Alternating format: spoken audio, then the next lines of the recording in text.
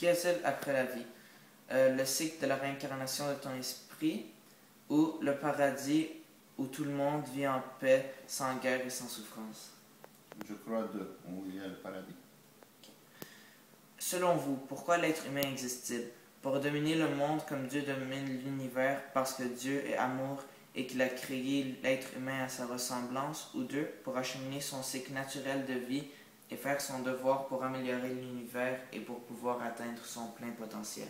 Deux. Pourquoi le mal et la souffrance existent-ils? 1. Dieu a laissé le choix à l'être humain, mais l'être humain a décidé de connaître la souffrance en brisant le lien de confiance. Ou 2. Parce que l'être humain désire et n'est donc jamais heureux. 1. Qu'arrive-t-il après la mort? Le corps du défunt est inhumé et son âme continue sa route dans d'autres corps? Ou 2. Son corps est inhumé mais son esprit demeure éternellement. L'esprit demeure éternellement. Pourquoi l'univers existe-t-il? 1. L'univers n'est qu'un mouvement, qu'un cycle successif, ou 2. Pour héberger l'être humain. Un cycle successif. Merci, monsieur. Merci, M. Joe. Ouais. Bonjour, madame. Selon vous, qu'y a-t-il après la vie? Le cycle de la réincarnation de ton esprit ou le paradis où tout le monde vit en paix, sans guerre et sans souffrance? J'opterai pour pour le premier choix, pour la première réponse. D'accord. Selon vous, pourquoi l'être humain existe-t-il? 1. Pour dominer le monde comme Dieu domine l'univers parce que Dieu est amour et qu'il a créé l'humain à sa ressemblance. Ou 2. Pour acheminer son cycle naturel de vie et faire son devoir pour améliorer l'univers et pour atteindre son plein potentiel. La deuxième réponse. Qu'arrive-t-il après la mort? Le corps du défunt est inhumé et son âme continue sa route dans d'autres corps. Ou 2. Son corps est inhumé mais son esprit demeure éternellement. La deuxième réponse. D'après vous, pourquoi le mal et la souffrance existent-ils? 1.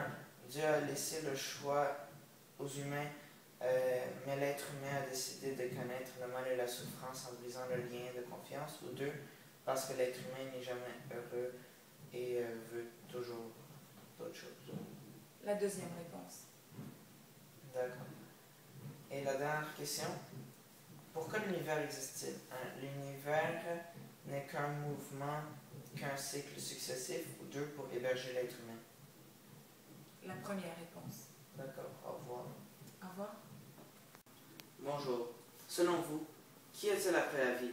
1. Le cycle de la réincarnation de ton esprit, ou 2. Le paradis où tout le monde vit en paix, sans guerre et sans souffrance. Oui. Okay. Selon vous, pourquoi l'être humain existe-t-il? Pour dominer le monde comme Dieu domine l'univers, parce que Dieu est amour et qu'il a créé l'humain à sa ressemblance, ou 2. Pour acheminer son cycle naturel de vie et faire son devoir pour améliorer l'univers et pour pouvoir atteindre son plein potentiel. Okay. Pourquoi le mal existe et la souffrance existent-ils? 1. Dieu a laissé le choix à l'être humain, mais l'être humain a décidé de connaître le mal et la souffrance en brisant le lien de confiance. Ou 2. Parce que l'être humain désire et n'est donc jamais heureux. 2. Okay. Qu'arrive-t-il après la mort? Le corps du défunt est inhumé et son âme continue sa route dans d'autres corps. Ou 2. Son corps est inhumé mais son esprit demeure éternellement. 2. Okay. Pourquoi l'univers existe-t-il? 1. L'univers n'est qu'un mouvement, qu'un cycle successif. Ou 2. Pour héberger l'être humain.